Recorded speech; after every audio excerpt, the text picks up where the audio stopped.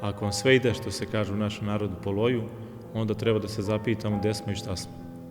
Jer upravo su ta iskušenja koja Bog dopušta demonu da pušta na čoveka, jer demon neće da napada čoveka koji je na pogrešnom putu, odnosno na njegovom putu, jer onda je on njegov, a demoni ne napadaju svoje. A kad je čovek na pravom putu, kada se trudi da živi hrišćanski, onda mora da ima iskušenja. I to treba da nam bude radost.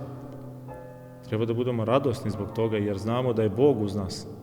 Ne dopušta Bog demonu da daje čoveku iskušenja koje on ne može da pretrpi. Jer znamo da svaki čovek ima svoj krst.